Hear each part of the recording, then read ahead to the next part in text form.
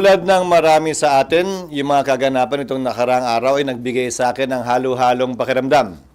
Halong lungkot, inis, pagkadismaya, galit, pagkalito, at nagbunga din ng maraming mga katanungan na sinikap kong sagutin sa pamamagitan ng pagsisiyasat at gayon din pagbabasa.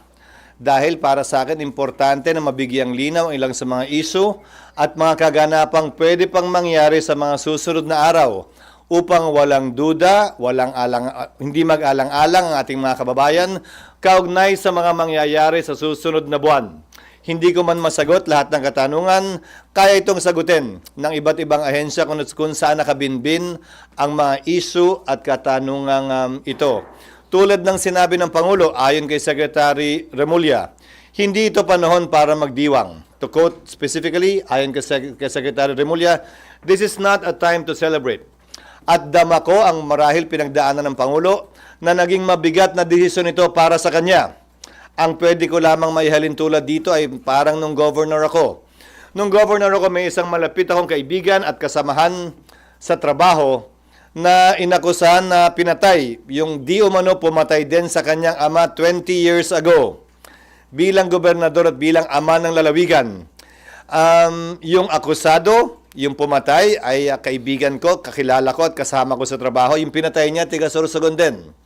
Pero kinailangan kong sundin yung sinasabi ng batas at hanggang ngayon kinakaharap niya yung kaso at hanggang ngayon din nakapiit pa siya kaugnay ng ginawa niyang pagkakamali.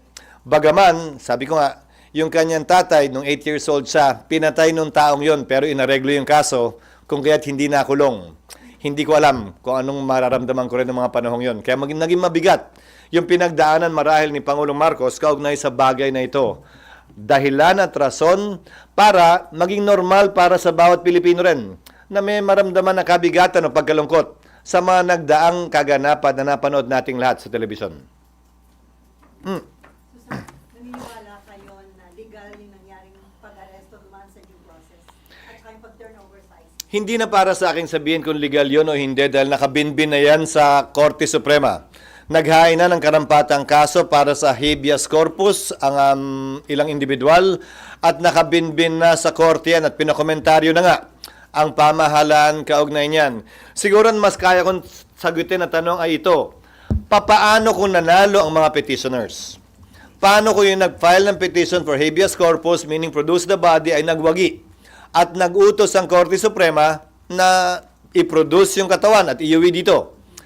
Anumang desisyon ng Korte Suprema, hindi binding sa ICC.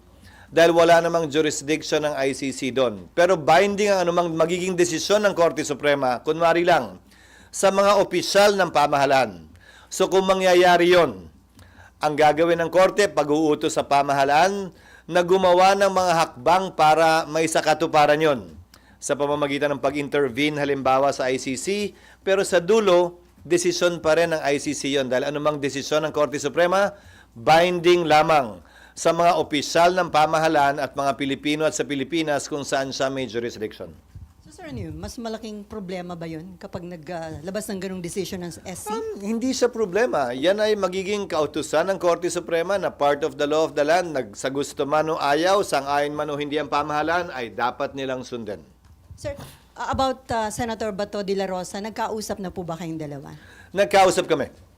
Humihingi siya ng anong favor or tulong ang hinihingi niya sa inyo? Ang kinuwento ko sa kanya at sinabi ko sa kanya, ang siyang sasabihin ko rin ngayon. Meron kaming summary ng mga kaganapan dito sa Senado noong mga nagdaang panahon na may mga akusadong senador o senador na inakusa ng iba't ibang krimen. Kung maalala nyo, kaugnay ng rebellion complex with murder ng laban kay dating Senador JPE, Senator Enrile. Yung kaso laban kila Senators Enrile, Revilla at Estrada. Yung kaso laban kay Senator Lacson. Yung kaso laban kay Senator De Lima. Yung kaso laban kay Senator Trillanes. Ito yung iba't ibang sitwasyon kinaharap ng Senado kung saan may kaso laban sa kanila. At ang naging pasya ng Senado ay ito, hindi nakabase sa batas, pero nakabase sa tinatawag na institutional courtesy. Hindi papayagan ng Senadong arestuhin ang sinumang miyembro niya sa loob ng Senado. lalo na kung merong sesyon. Ang pinakamatagal na namalagi dito sa Senado ay si Senator Trillanes, na namalagi dito ng humigit kumulang 25 araw. Bibigay ko sa inyo yung history sa mga nagdaang panahon para may reference kayo. Dagdag pa dito, sa lahat ng kasong yon, maliban na lamang kung winidraw o inatras yung warrant, ay sumuko din sa mga otoridad, yung mga miyembro ng Senado, matapos nilang makuha o hindi makuha at klarong hindi na makukuha yung kanilang legal remedies na sinusubukan kunin. According to former Senate President Drilon, sa sitwasyon ngayon, wala kang pwedeng gawin para protektahan si Bato sakaling magkaroon na ng warrant of arrest. Una, hindi naka-adjourn ng session. And then pangalawa, mabigat yung kaso na kinakarap Well, niya. tama si Senator Drilon in one sense. Historically, may session o wala, again, institutional courtesy dictates na huwag ito pasukin ng kapulisan para may posasang senador. Dalawang bagay ang nangyayari. I-exhaust yung legal remedy o kusang lumalabas yung senador sa Senado. Ang pinakamaliwanag na ehemplo ay sa kaso ni Senator Laila de Lima. Isang araw lamang siya natulog dito at kinabukasan, sinuko niya yung kanyang sarili sa mga otoridad. Sa kaso nila Senator Estrada Trevilla, sinuko din nila yung kanilang sarili sa otoridad makalipas ang isang araw. Si Senator Enrile makalipas ang isang taon. Si Senator Lacson ilang buwan hanggang hindi lumabas yung desisyon ng Korte Suprema, nagtagusa, hindi sa Senado, sa labas. Pero ayon kay Senator Enrile, hindi daw niya trabaho na hanapin si Senator Lacson o sabihin kung nasan siya kung nalalaman man niya. Trabaho daw ng mga otoridad yon noong mga panahon na yon. The Constitution is clear in Article 6, Section 11. It is only when Congress is in session and the penalty to be imposed for the offense is less than 6 years. Is a member of the Senate or Congress immune from arrest? Magpapatuloy yung kaso pero hindi pwedeng arestuhin. Sa kasong ito ng ICC, ang mga batas kasi natin klaro yung penalty, di ba? The penalty of 1 year to 6 years, the penalty of life imprisonment, the penalty of prison correctional, which is 6 years to 12 years. Klaro naman yun eh. Ang problema sa ICC, ang nakalagay doon, ang imposable penalty ay not more than 30 years or life. So, pasok sa not more than 30 years ang 5 years, ang 4 years. So, isang posibilidad na pwedeng matanong o ma-clarify yung bagay na yon, pero hindi pa rin applicable nga dahil wala kaming session hanggang sa June 2. So for the meantime, ano yung commitment niyo kay Senator Drilon? Ang sinabi ko sa kanya, we will try to afford him every opportunity to avail of legal remedies that he is entitled to. Sa katunayan, ginawa na niya. Dahil co-petitioner siya ni Pangulong Duterte, hindi ba? Sa Supreme Court case, kung saan bagaman walang ginrant na TRO, ay pinasagot yung mga respondent sa kaso at posibleng maaksyonan niya ng Korte Suprema sa hindi malayong hinaharap.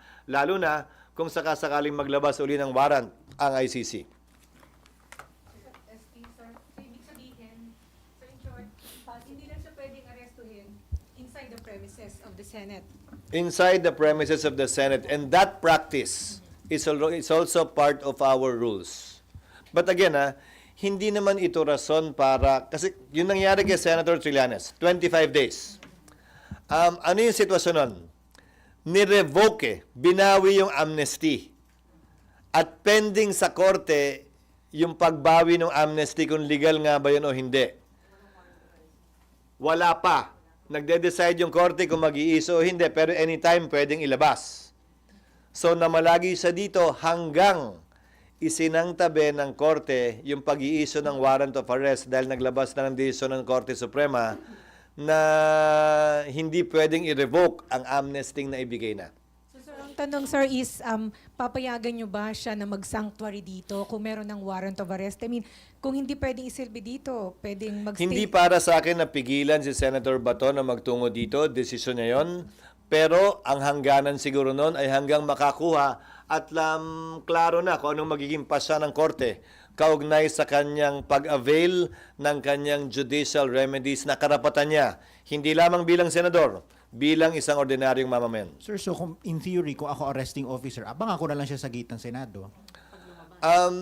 Hindi para sa akin na idikta sa kanila kung anong dapat at hindi nila dapat gawin. But that is theoretically possible. Again, within the premises of the Senate. Outside the gate. Labas ang Senado ron. Sir, sorry. So, kahit po walang session, basta nasa loob siya ng premises. Kasama yan sa mga Kahit kasama yan sa mga president na binanggit ko dun sa mga dating senador na binanggit ko. Kahit walang session, basta nasa loob siya ng Senado, hindi pwedeng arestuhin. Hindi pinayagan ng mga nauna ring Senate President. Bahagi na yan ng tradisyon at practice ng Senado na sang-ayon nga sa rules namin ay bahagi na rin ng rules namin. And you will also not allow it, sir? Kahit Yes. walang session? Yes. Paano po Interpol na magsiserve ng warrant of arrest? Hindi rin sila allowed pumasok. Lalong hindi. Kasi kung yung law enforcer nga na Pilipino, hindi. Lalo pa kung dayuhan siguro. Pero sa kasong nagdaan kay Pangulong Duterte, hindi naman dayuhang Interpol ang humuli sa kanya. Pero sir, clarification lang.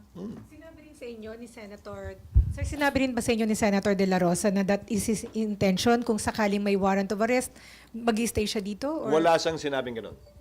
So, Nagtanong lamang siya ng iba't ibang options na pwede sa kanya. like, sir, Iba't ibang options na pwede sa kanya di kaugnay ng Senado. Hindi ako isa sa mga abogado niya para magbigay ng suggestion maliban sa pwedeng magawa o gawin ng Senado. At hindi rin para sa akin na sabihin ko ano yung mga options na nabanggit niya. Nasa sa kanya yun. sir, parang parang theoretical pa rin naman. So, kung may warrant of arrest, piliin niya magstay dito, papayagan niyo ba yun? Wouldn't it be bad for the Senate as in an institution na merong magtatagal magstay dito dahil ayaw masilbihan ng warrant of Again, arrest? tradisyon yan at rule yan na bahagi na ng Senado dahil naging practice ng Senado bilang pagtatanggol nga sa institusyon at institutional courtesy. Ulitin ko, wala sa batas yan pero nasa rules ng Senado at institutional courtesy lamang yan. Hindi naman sa habang panahon hanggat mabigyan siya ng sapat na panahon na magkaroon ng linaw o pagpapasya yung kanyang judicial remedies. Yung sinabi niyo po na bibigyan niyo siya ng tulong para sa legal remedies, what do you mean by that, sir? Tutulungan siya ng mga abogado ng Senate? Hindi. Hindi ko sinabing tutulungan siya hanggang maresolbahan yung kanyang judicial remedies na available sa kanya. Yun nga sir, nabanggit niya, hanggat may hinihintay siya sa SC. Gusto niya na dito siya sa Senate. Pwede naman yon, pero hindi na nag-issue ng TRO ang Korte Suprema eh. Yun sana yung pwedeng sandala nun. Pero baka premature din kasi wala naman siyang warrant of arrest. So pwede siyang mag-reconsider at humiling ng pag-issue pa ng TRO kapag ka nag-apply na sa kanya. Meron na po nag-coordinate from ICC para humingi ng documents ng Senate Wala. for hearings. Wala sa aking tanggapan at wala pa rin sa Secretary General na sinasabi sa akin. Naaasahan ko namang sigurong sasabihin agad sa akin pag may ganun. Sir, dahil matindi na daw yung divisiveness na naidudulot nito sa bansa, sabi ni Senator Amy, mahalaga na ma-establish kung dumaan sa due process, kaya meron siyang hearing on Thursday. Sa tingin niyo, makatutulong yun yung, para ma-address yung concern ng marami at yung tanong ng marami na dumaan ba sa due process? Pero, kung ang concern ni Senator Amy ay grabe na yung divisiveness o pagkakawatak-watak natin, edi sana ang maging dulo ng kanyang pagdinig ay maghilom tayo at magkaroon ng pagkakaisang muli at hindi lalo pang dagdagan yung divisiveness o pagkakaaway-away natin. Kung yun ang pakay niya, sang-ayon ako sa pakay na yon. Para mabigyang linaw, tulad ng mga binanggit ko ngayon, para mabigyang linaw ilang katanungan na meron ang ilan sa ating mga kababayan at mga alinlangan na meron sila marahil kaugnay nito, o mga pangamba na meron sila kaugnay nito. Sana hindi makadagdag yung pagdinig na niya kaugnay sa lalong paglalim pa ng sugat at hidwaan sa pagitan ng ating mga kababayan. It's not for me to support or not. I support every undertaking of every senator, and dependency of a case should not prevent that. Klaro sa mga naging desisyon ng Korte Suprema na ang pagkakaroon ng kaso sa Korte base sa sabyo at chartered bank case ng Korte Suprema ay hindi pwedeng maging hadlang para magsagawa ng hearing ang Kongreso dahil magkaiba ang pakay nun. At hindi naman pwede, porkit may mag-file lang ng kaso, hindi na pwedeng tingnan o imbestigahan ng Senado. So sinusuportahan ko ang kapangyarihan ng Senado na magsagawa ng pagdinig, bagaman may kasong pending sa korte ngayon. Sir, ano yun? Moto proprio, di ba? Moto proprio yun? Walang res pa regarding that, di ba? Wala pa dahil hindi pa namin naamyendahan yung rule na nililiwanag or pinagbabawal yan. So sa ngayon, ang rules ng Senado, pwedeng mag-conduct motu proprio ng hearing ang kahit na anong komite. Noon, dun sa mga nauna rito, tulad ni Selly, Blue Ribbon Committee lang ang pwede. Inamyendahan yung rule para payagan lahat ng komite. Nagkaroon ng issue, kung maalala nyo, ilang buwan na nakalilipas at kinonsidera naming limitahan ulit, isara yung gripo, ika nga. But we did not get to amending that rule. So the rule still stands up to today na lahat ng komite kapag ka-recess ay pwedeng mag-conduct ng hearing motu proprio. At hindi pwedeng pigilan, hindi ko pwedeng pigilan o mapigilan. Sir, so far madami na daw protest action in support of Duterte. Do you think it would affect yung economy, and ano yung your take on that? Palaging may epekto anumang ingay sa politika sa mga negosyante. Magpepreno ng konti, magpipigil-pigil ng konti, pero sana habang naiibsan ito, habang humuhupa ito, habang lumilinaw kung anong mangyayari sa mga susunod na araw, buwan at linggo, huhupa din yung pangamba ng mga negosyante at manunumbalik yung kanilang pamumuhunan sa ating ekonomiya na lubusan nating kailangan sa panahong ito. And on Senator Robin, nandun pa din siya sa dahig. Sabi, di ba, hindi niya kailangan kumuha ng travel authority since personal naman yon. Hanggang break, pwede siya doon? Karapatan niya yun. Napagpasahan na yan sa kaso ni Marcos versus Manglapos ng Bahagya na nireiterate yung right to travel at ang limitasyon lamang ay specified. Kaya nga naging pasya ni dating Senate President Rilon, hindi na mag-require ng TA. Kasi kung ang korte nga hindi pwedeng pigilan ng isang Pilipinong magbiyahe, sa pa daw kaya bilang Senate President, lalo na kung pribado yung biyahe. Pag official trip, ang nagiging epekto lamang naman ng TA pag official trip ay yung travel tax, hindi kailangan bayaran. Pero maliban doon, wala namang epekto yung TA talaga. Sir, hindi ba Pag-authorize din na gamitin yung diplomatic passport niya, yun ang epekto ng pagkakaroon ng TA. So malamang ang ginamit ni Senator Padilla ay yung kanyang private passport. Sir, hindi ba pagka may TA ka o pag wala kang TA, pwede kang harangin ng immigration? Oo, kung requirement yon ng batas na dapat may TA ka. Halimbawa, nung governor ako, kailangan may TA ako mula sa DILG secretary. At pwede akong harangin ng immigration kung wala ako nun. Pero since walang ganung requirement bilang senador, hindi siya pwedeng harangin ng immigration at sabihing may requirement ng TA. Dahil ang Senado mismo hindi nagre-require ng TA. Sir, itong, balikan ko lang yung tungkol dun sa mga rallies. Do you think itong rallies will ripen into like a people power kind of scenario? Hindi para sa akin na sabihin yon, pero ang pwede kong makomentaryo lang siguro, karapatan ng ating mga kababayan na magpetisyon sa gobyerno kaugnay ng sama ng loob nila sa pamahalan. Karapatan nila yon na ginagarantiyahan ng saligang batas. At para sa akin, marapat lamang na payagan at pahintulutan yon na sinabi naman ng gobyerno na papayagan at papahintulutan nila. Dahil saklaw yon ng Bill of Rights na ginagarantiyahan ng ating saligang batas.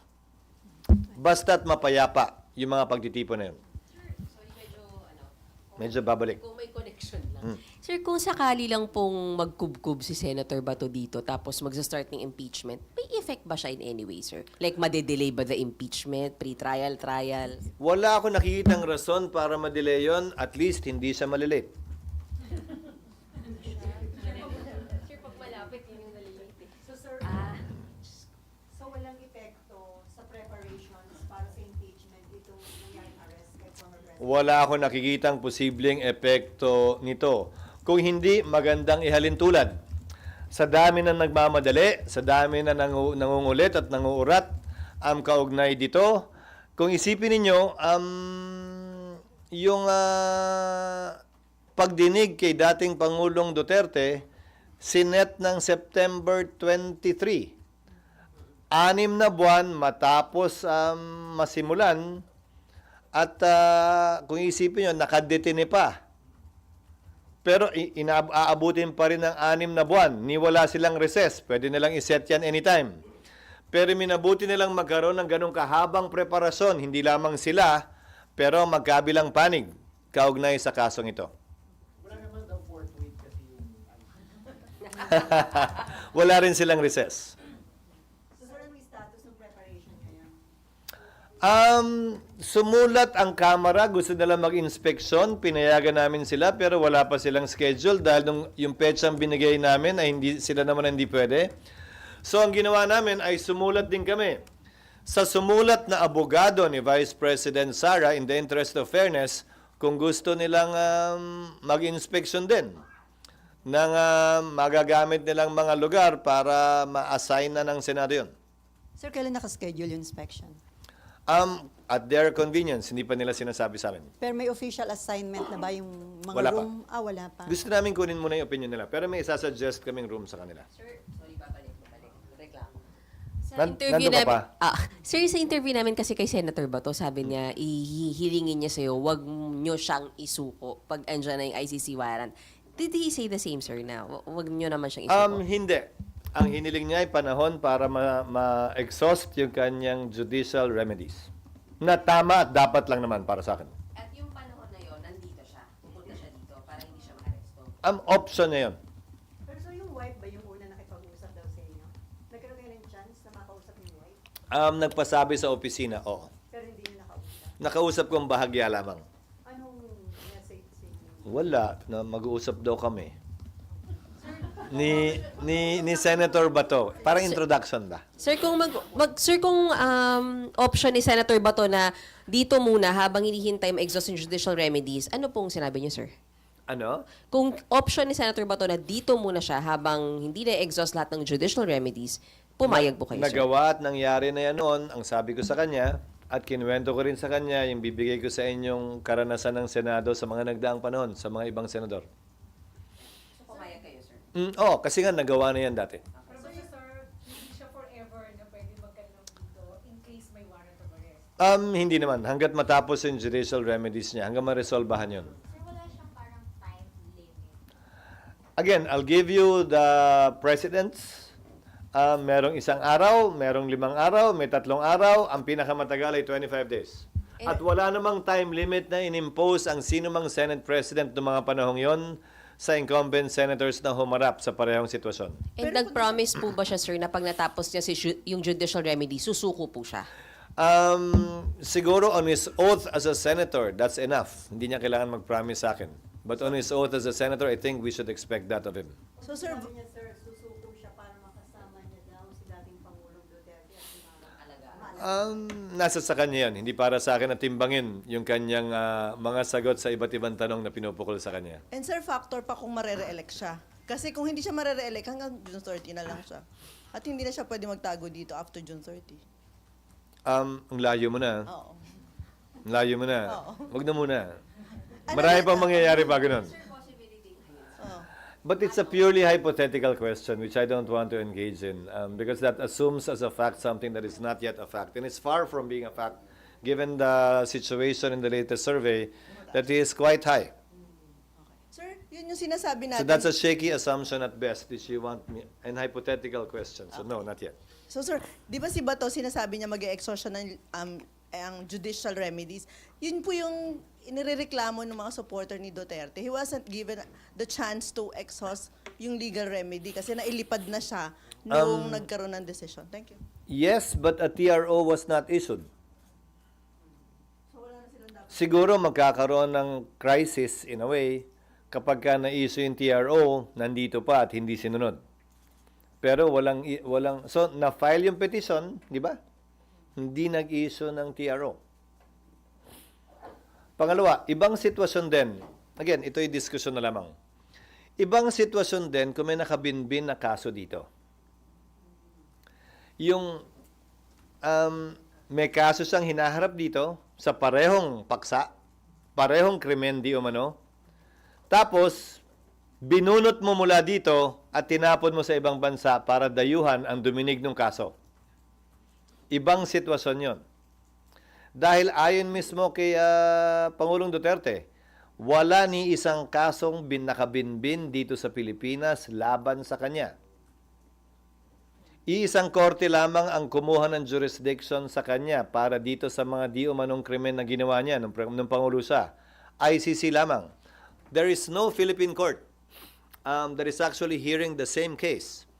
Nung panahon niya bilang Pangulo, maunawaan ko yun.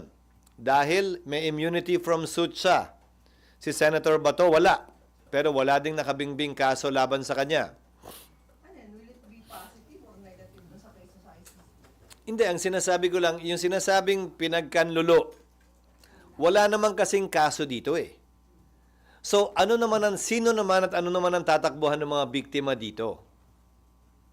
Nandun lang naman yung kaso, wala dito. Marahil ibang sitwasyon kapag may naghain ng kaso rito, dinidinig yung kaso dito, tapos ibabato mo doon para doon na lang magdinig. Kaya nga, di ba yung kwento ko sa inyo nung governor ako, mabigat man sa loob, kailangan niyang harapin yung kaso eh. Doon lang may kaso, wala dito eh. So, better pa pala kung nagkakaso na lang siya dito. Depende sa pananaw mo kasi mas malayo namang mas maganda ang piitan sa ibang bansa kaysa dito. Pero sir, anong indication nun? Bakit mas nagtitiwala yung mga victims na doon sa ICC Duminog at hindi dito sa ating court? Hindi mo pwedeng sabihing may tiwala lamang sila doon at walang tiwala dito. Maraming factors yan. Mas maganda sila tanungin mo. Sila Senator Trillanes, sila Senator De Lima, yung pamilya ng biktima, kung bakit nga ba doon at hindi dito hanggang ngayon. Pero hindi mo rin masabi. Ngayong nandun si Pangulong Duterte, baka may mga maglakas loob na rin maghain ng kaso dito. Pero hindi para sa akin, nasabihin yan. Sir, di ba may panawagan kayo na sana wag gamitin ng mga politiko, ng mga kandidato itong issue Na ito. ginagamit naman na. Kaya nga, Dahil ang parang paksa nila sa kanilang mga rally ay tila yun na. may iyak pa. Ulitin ko, alam ko na sa panahon ng politika nagkakahiwa-hiwalay tayo dahil 12 lamang naman ang pwedeng iboto na senador, isang mayor lamang, isang governor, isang congressman. Pero hindi rason yun para sa akin. Kaya ang panawagan ko na huwag ito gamitin sa politika dahil malalim na sugat ang pwedeng ilikha nito sa pagitan ng ating mga kababayan, sa pagitan ng Mindanao, ng Luzon, ng Visayas, na hindi makakabuti sa ating bansa. At bakit? Para lamang sa personal na interes sa politika para manalo sa halalan? Sana wag naman. Sana hindi naman. Siguro habang mainit, sige, pero hindi naman hanggang sa dulo. At hindi naman din siguro dapat na hanggang sa pagkapanalo o pagkatalo, yan pa rin ang magdidikta ng gagawin mo, magiging pananaw mo at magiging boto mo sa lahat ng bagay. Sana hindi ganun. So kung i-take advantage ito ng ilang candidates, ano yung implication nun, sir? Nasa sa dulo, mga botante pa rin na magpapasya at magdedesisyon kung ano ang gagamitin nilang basehan sa pagpili sa ating mga susunod na magiging senador, mayor at iba pang halal na opisyal. Hindi para sa akin na diktahan yon. May maiinis, may maaasar na sobrang ingay na, may matutuwa, may magugustuhan sa dulo. Hayaan natin maging barometro ang susunod na halalan. Kaugnay sa kung sang-ayon ba sila o hindi sa ginawa o hindi ginawa ng mga kandidatong tumatakbo ngayon. Sir, yung timing, kasi may incoming nga election nga, tapos na-aresto si Duterte, ano yung worst scenario na pwedeng mangyari? Hindi ko alam kung anong pinapatukuyan mo. Nasa demokrasya tayo, okay lang na magkaroon tayo ng magkakaibang pananaw, okay lamang na magsagawa ng kilos protesta, laban sa ginawa ng pamahalaan kung hindi ka sang-ayon, okay din gumawa ng kilos protesta, sang-ayon sa ginawa ng administrasyon o ng gobyerno, basta't ito'y mapayapa at saklaw ng pinoprotektahang karapatan ng ating Bill of Rights. Para sa akin, bahagi lahat yan ng pagkakaroon ng isang malusog na demokrasya sa ating bansa. Bagaman, may konting ingay nga sa politika. Pero tama yung pag-handle ng administration doon sa mga nangyayari ngayon, sir. Ang unang statement ko ay klaro naman. Binati ko ang magkabilang panig. Kapulisan man o mga opisyal ng administrasyon, Pangulong Duterte, kanyang abogado at supporters, dahil naging mapayapa yung mga kaganapan ng araw na yon. Sang-ayon man kayo o hindi, sa tingin man nyo tama o mali, naging mapayapa yung mga insidente ng araw na yon. At yun para sa akin ang pinakamahalaga. Sir, balikan ko lang po yung kay Senator Bato. Tama po Nandun ka pa din? Sorry sir, may naiwang tanong sa akin. Sir, tama po ba na since institutional courtesy siya, depende pa rin sa Philippine National Police? Although, historically, ay ginagalang po nila yung kapag ka pinoprotect ng Senate yung kanyang senator sa loob Hindi ng manggagaling premises. sa akin yung salitang depende sa Philippine National Police dahil isusulong palagi ng Senado yan dahil yan na nga ang naging kinagawian ng Senado sa kanyang mga miyembro. At hindi naman siya unreasonable. Ulitin ko may mga sitwasyon na yung senador mismo isinuko yung kanyang sarili makalipas ang 1 araw, 3 araw, 5 araw, 1 linggo, 25 araw. Again, I'm holding them on their oath as senators to do what is best not only for themselves but for the country and the institution as well. At hindi para sa akin idikta yung bilang ng araw kaugnay niyan. Sir, para maiwasan na daw yung issue kung may jurisdiction ng ICC, mag-rejoin na lang daw ang Pilipinas sa ICC. Desisyon ng executive yan. Ang papel lamang ng Senado ay mag-ratify ng treaty. Walang papel sa ating system of foreign policy at system ng saligang batas ang Senado kaugnay sa pagsali o hindi pagsali, pagpirma o hindi pagpirma sa anumang mga treaty o tratado. Pero kung nabagit mo rin lang, suriin natin. Pansamantala.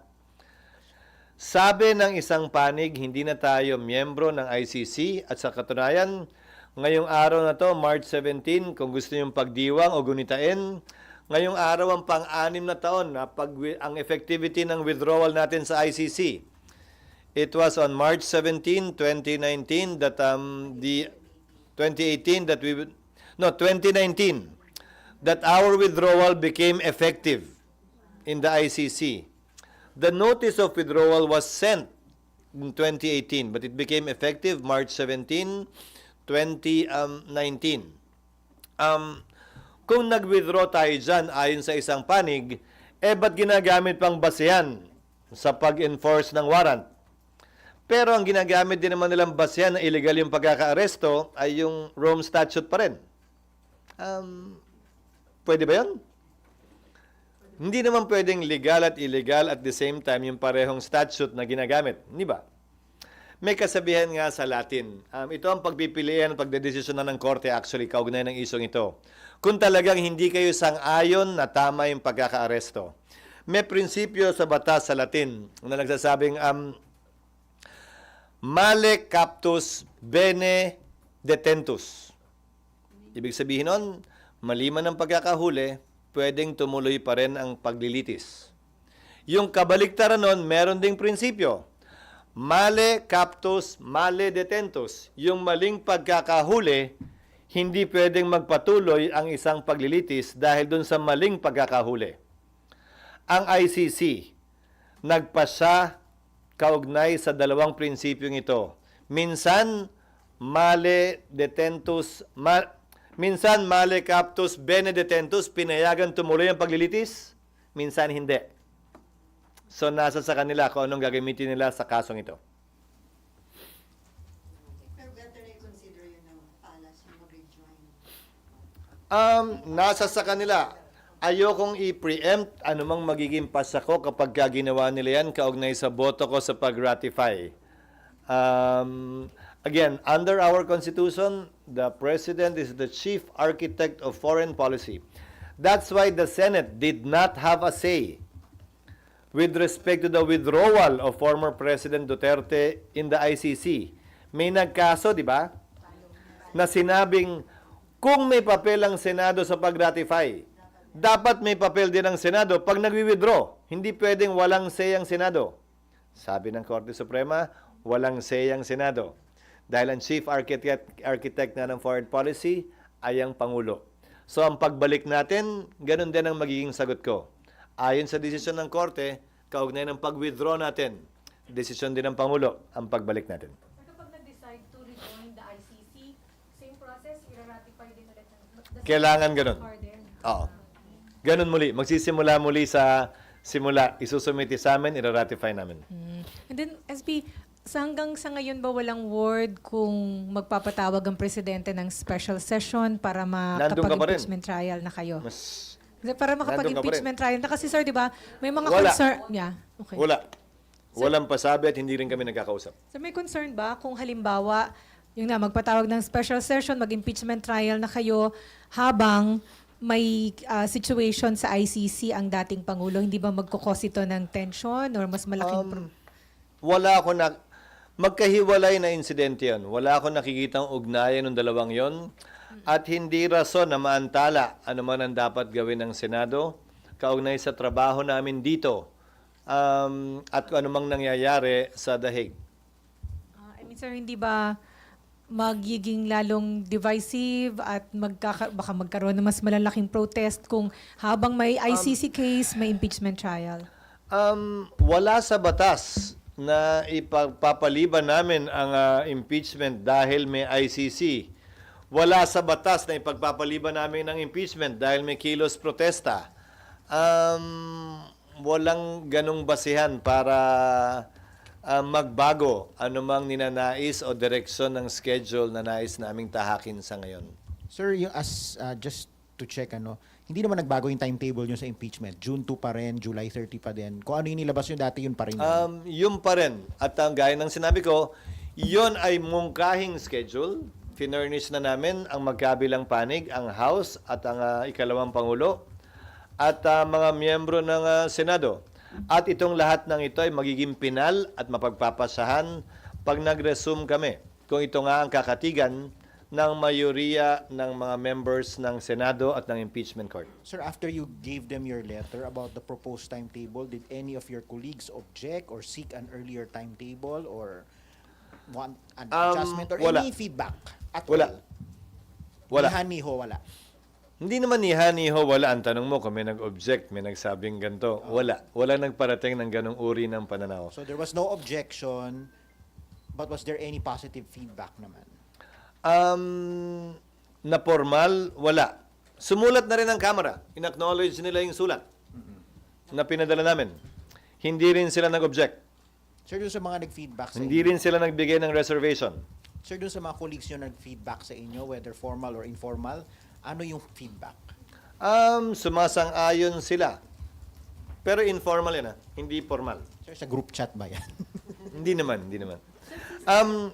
Si Senator Nelly Coco Pimentel, may submit na yung proposed impeachment rules. Hindi pa yata namin natatanggap. Pero wala pa. malamang nirefer niya na yun sa Rules Rewriting Committee para ikonsidera. Ulitin ko lahat kinokonsidera namin pero may limitasyon ang pwede namin kasing aprubahan. Dahil may nakabinbin ng impeachment, ayaw kong maakusahan ng Senadong binabago namin ang rules in the middle of the game.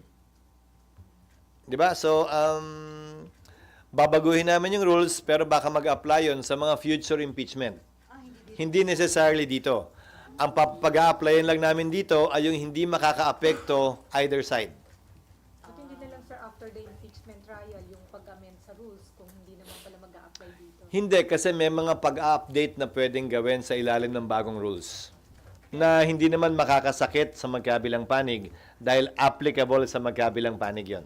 So generally, It will not favor anyone, in other words. so sir, generally, ang susundin nyo, yung existing. To a large extent, yes. So wala nang subcommittee hearing na for to update yung rules today. Meron pa rin. Lahat yun pinag-aaralan at lahat yun ipepresenta namin pag nag-resume kami para mapagpasahan ng mayoriya. Pero yung proposal ni Senator Coco na sinabi ni Majo na pwede niyang itap si Senator Coco na mag-hearing on rules, walang mangyayaring ganun. Hindi na ganun. Hindi ganun ang gagawin. At hindi pa yata nagkakausap din yung majority leader at minority leader kaugnay sa bagay na yan. At nagsalita na rin yata si Senator Tolentino na nais niyang pag-aralan din ito ng siya mismo. So parang hindi siya inclined i-delegate yung kapangyarihan yun.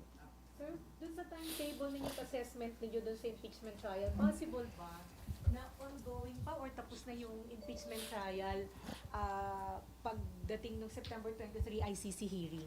Ang sinabi ko sa inyo, kung masusunod yung mga pre-trial arrangements, mas magiging mabilis yung pagdinig. And hopefully, bago kami mag-recess sa loob ng 3 buwan, ay kaya nang tapusin yung impeachment trial. So, papalo sa petsa yun. Dahil usually nag-adjourn ng Senado bago mag-October 10. So, kung September 23, yung trial, halos yung panahong yun. Pero wala namang ugnayan yun eh. Whether nagsabay, hindi nagsabay, wala namang nakasulat na batas na bawal magsabay. Hindi Yes, naman sir. gano'n yan. Lalo na, kung busy halimbawa si Vice President Duterte bilang isa sa mga abogado ng kanyang ama, hindi naman nga siya required mag-attend ng impeachment trial sa Senado, maliban na lang kung i-require siya ng impeachment court dahil kailangan siyang i-identify na sa tingin ko hindi naman siguro papasok sa isong ito dahil kilala naman siya ng lahat. Oo nga, sir. I mean, wala nga kaugnayan, but pwede siyang tingnan as persecution ng mga Duterte. Hindi para sa akin na kontrolahin yung kanilang nadarama. Naunawaan ko yung kanilang nadarama bilang anak, bilang nagmamahal, na kapatid o ama. Subalit, wala naman sa batas din yon na kailangan isaalang-alang yon kaugnay sa mga pwede at hindi namin pwedeng gawin, sa dapat at di namin dapat gawin. Bagaman, naunawaan ko yung kanilang sitwasyon. Kaya anumang salita na dumalabas mula sa kanilang mga bibig ngayon, na may halong galit, may halong puot, naintindihan ko yun. Dahil bahagi yun, marahil ng pagmamahal ng isang anak sa kanilang ama at pagmamahal din ng isang ama sa kanilang anak. Senator? Yes, ma'am. I'll be asking po sana kasi parte ng executive po lumalabas si Vice President. Ibig sabihin po, sumisweldo siya, as far as we know, bilang Vice Presidente natin. Is there any legal restriction on a sitting president participating in the legal defense of a private citizen? And could opponent file a legal challenge questioning her role in the defense team? Kasi po sumisweldo siya bilang public servant. Elected po siya as Vice President. How will this affect everything? Sa pagkakaalam ko po, ang pinagbabawal na mag-appear in any court or tribunal in the Philippines is a member of Congress. I cannot appear in any court or tribunal in the Philippines unless it is a case involving me. Bakit? Ayaw kasing magamit yung kanyang pwesto, yung kanyang posisyon na may impluensyahan yung korte at husgado dito. Walang ganon sa ICC. So, pwede siya mag-appear. Kung ang tanong mo, sumasweldo siya, hindi siya nagtatrabaho. Siya ay elected official. Siya ay impeachable officer. Hindi yan kasama sa isa sa mga impeachable offenses na di umano ginawa niya. At pangalawa, maaaring gamitin niya ng ating mga kababayan sa pagpasya kung iboboto pa siyang muli o hindi sa parehong pwesto o ibang pwestong tatakbuhan niya kung siya'y tatakbo. Pero walang batas na nagbabawal na gawin niya yon sa panahong ito. Ay, asan yung papel? Pakibigay na lang. Ako lang. Kasi meron din kayong concern dun sa gumuhong tulay. Last Friday, sir, merong hearing si Senator Alan Cayetano. Hindi dumating si Secretary Bunoan. Ang sabi niya, magpapa-issue siya ng subpoena. Kayo lang ang pwede mag-sign ng subpoena. Have you signed any? Wala pa siyang hinihiling, wala pa ako nakukuhang request mula sa kanya, pero kung walang rason yung hindi niya pag-attend, ay wala ring rason para hindi ko issue ng subpoena. Lalo na kung yung kanyang hindi pagdalo ay hindi niya mapaliwanag ng tama sa komite.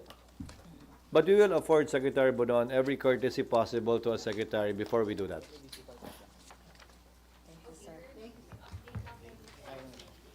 Alam na rin? Wala pa eh. Wala. Nandun ka pa rin? Parang layo pa rin. Ha? Thank you and good morning and good afternoon.